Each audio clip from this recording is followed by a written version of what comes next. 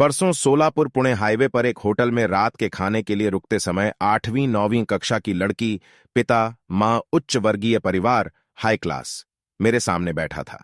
तभी उनकी नजर होटल के श्लोक पर पड़ी, वधनी कवड़। पढ़कर वे चर्चा करने लगे कि वधनी कवड़ क्या मतलब है, नाम गया फुकाचे मतलब क्या है, व्हाट इज फूंका।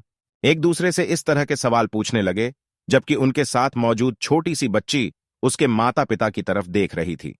लेकिन मराठी का ज्ञान न होने के कारण इंग्लिश मीडियम, उस श्लोक का अर्थ क्या है उनको समझ में नहीं आ रहा था। उन्होंने इसे समझने की काफी कोशिश की, फिर बाद में हार मानकर चर्चा को रोक दिया और वह बच्ची जो कुछ नया सीखने की आशा से उनकी ओर देख रही थी, निराश हो गई। मैंने अपना खाना समाप्त किया और बिल का भुगतान करने के बाद मैं जानबूझकर उस परिवार के पास गया। मैंने अपना हाथ उस बच्ची के पेट पर रखा और कहा, कौन सी कक्षा में पढ़ती हो? उसने कहा, 9 स्टैंडर्ड। फिर मैंने कहा, तुम जानती हो कि उस श्लोक का अर्थ क्या है?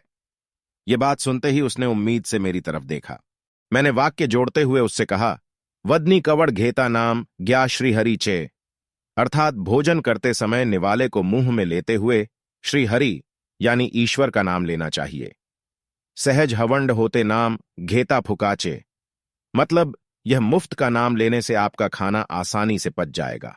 जीवन करी जीवित्वा अन्न है पूर्ण ब्रह्म, अर्थात हम सभी के जीने यानी कि जीवित रहने के लिए सबसे आवश्यक चीज भोजन है, इसलिए अन्ना को पूर्ण ब्रह्मा कहा गया है। उदर भरण नोहे जनिजे यज्ञ कर्म, जैसे यज्ञ में बहुत सी चीजें डाल दी जाती हैं, वैसे ही यज्ञ में डाली जाने वाली चीजें जैसे पेट भी नहीं बनना चाहिए।